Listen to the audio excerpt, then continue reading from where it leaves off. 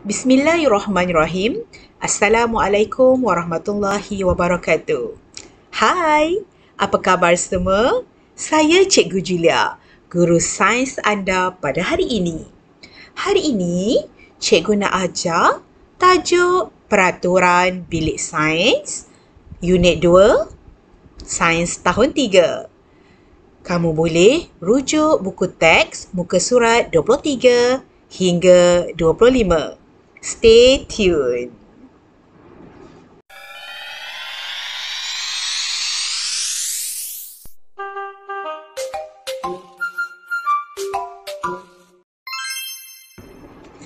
Sebelum kita mulakan belajar, jom kita tengok apakah objektif pelajaran kita pada hari ini. Baik murid-murid, yang pertama, di akhir pembelajaran, murid akan tahu 5 peraturan bilik sains yang perlu dipatuhi. Yang kedua, kita akan belajar tentang mengapa kita perlu mematuhi peraturan bilik sains. Dan yang ketiga, kita akan tahu apakah tindakan yang perlu kita ambil dalam bilik sains jika berlaku sesuatu perkara. Cikgu tahu murid-murid adalah murid yang berdisiplin tinggi. Jadi, jika anda semua murid yang baik dan berdisiplin, pastinya anda semua akan mematuhi peraturan bilik sains, kan? Baik murid-murid, jom kita belajar apa dia 5 peraturan bilik sains sebelum, semasa dan selepas menggunakan bilik sains. Ini dia peraturan bilik sains yang pertama. Sebelum kita menggunakan bilik sains. Bila masuk je bilik sains, perkara pertama yang kita lakukan ialah kita perlu membuka pintu dan tingkap sebelum memulakan aktiviti. Kenapa kena buka pintu dan tingkap sebelum memulakan aktiviti murid-murid? Ini kerana semasa kita melakukan aktiviti di dalam bilik sains, kita akan mendapat pencahayaan yang cukup dan juga aliran udara yang baik. Yang kedua, kita perlulah memakai kasut yang bertutup untuk mengelakkan kecederaan. Seterusnya murid-murid, semasa di dalam bilik sains, peraturan yang ketiga yang perlu kita patuhi ialah kita mesti mengambil peralatan sains dengan cermat dan tertib. Tak nak berebut-rebut, kena beratur ya supaya peralatan sains yang kita gunakan tidak jatuh, tidak pecah. Dan yang keempat, kita perlu menjaga kelengkapan bilik sains. Jaga, jangan seperti dalam gambar tu. Nampak tak gambar tu? Itu adalah gambar vandalism. Orang yang suka conteng-conteng dinding. Murid-murid, kita apabila menggunakan makmal sains, jangan conteng meja, jangan conteng kerusi, kena jaga. Jangan letak peralatan sains bersepah-sepah, buang sampah merata-rata. Tak bagus, tak bagus. Kita perlu menjaga kelengkapan dan peralatan sains dengan cermat supaya apabila kita hendak menggunakan makmal sains lagi untuk aktiviti-aktiviti seterusnya, peralatan tersebut masih terjaga dan memudahkan kita untuk melakukan aktiviti yang seterusnya. Baik, ini pula perkara ataupun peraturan yang perlu kita patuhi selepas menggunakan bilik sains. Simple je, okey? Iaitu menutup suis kipas dan lampu apabila hendak meninggalkan bilik sains. Kenapa kena tutup suis, kipas dan lampu?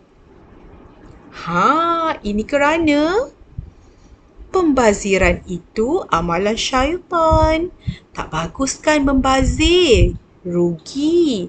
Kenapa kita perlu membazir? Jika kita boleh berjimat. Macam dekat rumah, selepas kita gunakan apa-apa sahaja, barang elektrik, Mama dengan Papa mesti pesan suruh tutup suis. Kan? Jadilah murid yang bertanggungjawab. Awak bertanggungjawab dan amanah, cikgu sayang. Baik murid-murid, semuanya kita dah belajar kan 5 peraturan bilik sains. Jadi, mengapa kita perlu mematuhi peraturan bilik sains? Pertama, untuk mendapat cahaya dan aliran udara yang baik. Sebab tu kita kena buka tingkap dan buka pintu. Yang kedua, untuk mengelakkan kecederaan. Sebab tu, kita perlu memakai kasut yang bertutup. Bukan pakai selipar. Kenapa? Sebab selipar tu licin. Ataupun jika anda tidak memakai alas kaki, dekat makmal tu jika pasang tile, dia agak licin. Lagi-lagi, apabila ada cecair yang jatuh ke lantai, bimbang awak akan terjatuh. Kemudian, kenapa kita perlu patuhi peraturan bilik sains ni?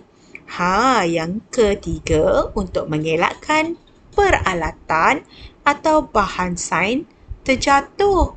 Sebab tu, kita perlu menjaganya dengan cermat, berhati-hati, tidak berebut-rebut ketika mengambil radas atau peralatan sains. Begitu juga, mengapa kita perlu tutup suis kipas dan lampu? Ingat lagi tak? Ini kerana bagi mengelakkan pembaziran elektrik. Baik murid-murid, cikgu pasti kamu semua dah faham tentang peraturan bilik sains. Kan? Kacang je. Senang. Jadi, cikgu nak bincangkan dengan kamu tentang halaman 28 dalam buku teks sains tahun 3. Cikgu akan bincangkan apa yang perlu kamu lakukan jika perkara-perkara ini berlaku dalam bilik sains. Jom kita tengok soalan yang pertama. Nyatakan 5 peraturan bilik sains yang perlu kamu amalkan.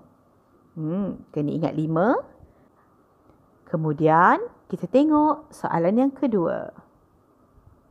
Bagaimanakah suasana di dalam bilik sains jika aktiviti dijalankan dalam keadaan semua pintu dan tingkap tertutup?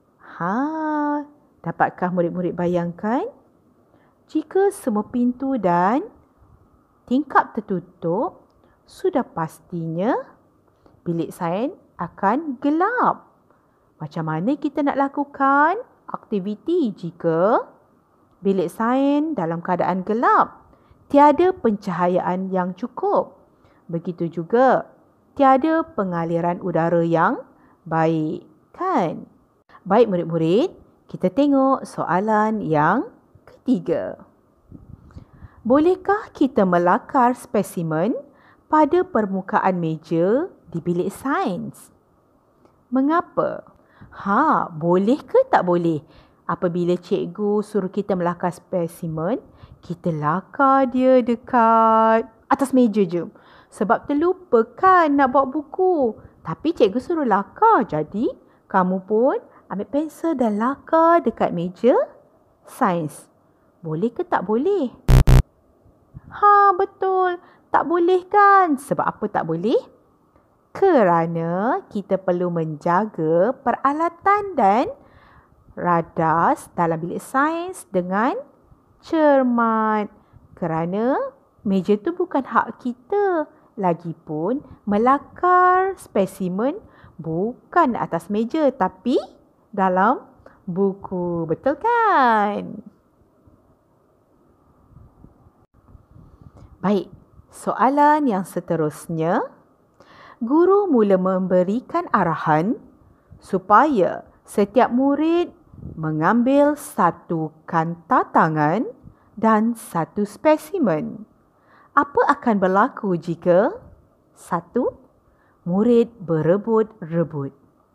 2. Murid beratur. Ya, jika murid berebut-rebut, pastinya kanta tangan yang diambil murid mungkin akan terjatuh. Ataupun ada murid yang akan tersungkur kerana berebut-rebut dengan rakan lain. Jadi, bagaimana pula jika murid beratur? Betul. Tiada kecederaan yang akan berlaku. Baik murid-murid, sekarang kita tengok soalan yang kelima. Kamu terlihat rakan menggunakan peralatan sains yang telah pecah. Apa tindakan kamu? Cuba lihat gambar di atas ni. Peralatan sains ataupun bika yang digunakan telah pecah. Tapi ni pecah betul ni. Andainya pecahnya sedikit saja. Tapi rakan kamu tak perasan. Dia pegang bika tu dan terus hendak melakukan aktiviti. Dan kamu melihat keadaan itu. Apa yang perlu kamu lakukan? Ya, kita perlu memberitahu, memaklumkan kepada rakan kita bahawa bikar yang sedang digunakan pecah ataupun disompek sedikit.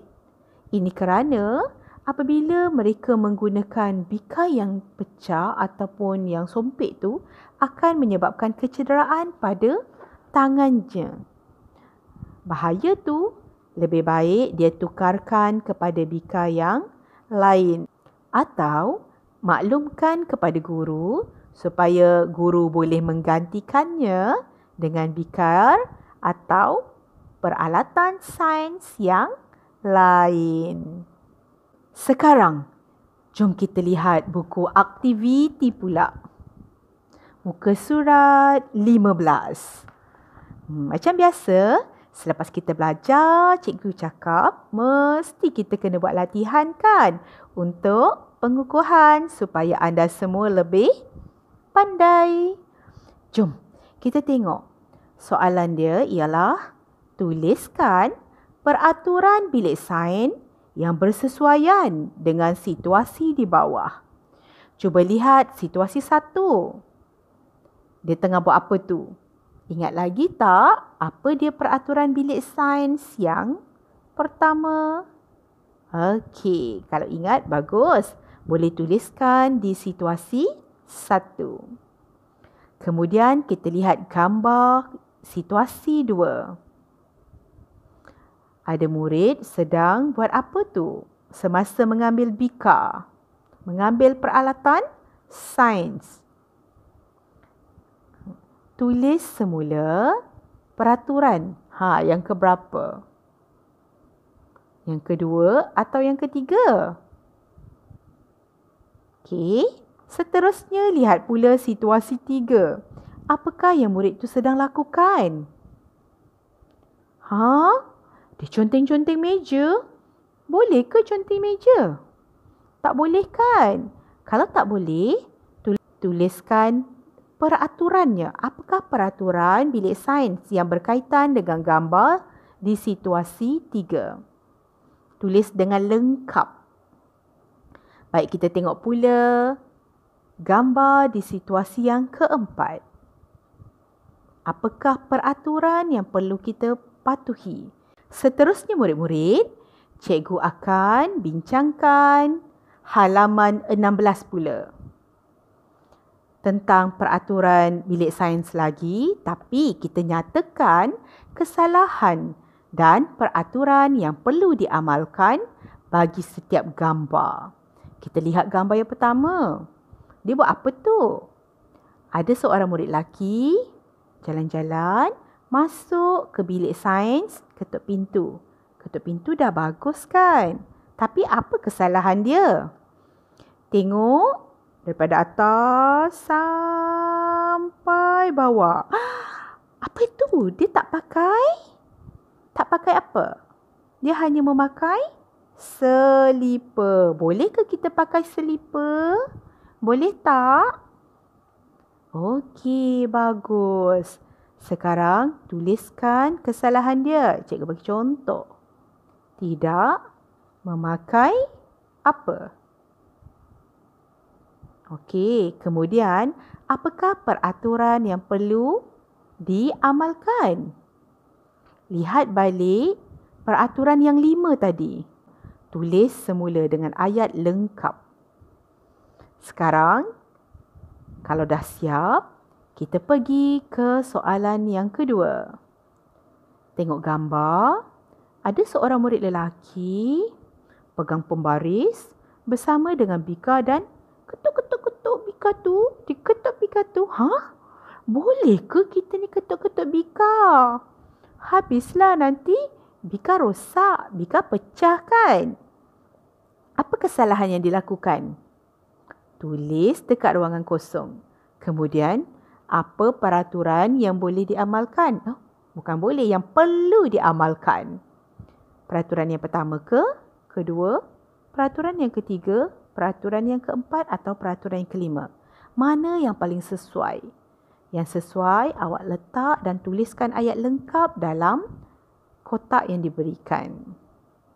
Dan seterusnya, kita lihat gambar. Ada 2 orang murid sedang berebut bika. Nampak tak? Seorang tu muka dah nak marah dah dengan kawan dia. Boleh tak kita berebut bika? Berebut semasa nak mengambil peralatan sains. Boleh ke tak boleh? Tak boleh kan? Jadi, cuba murid tuliskan apa kesalahan dia.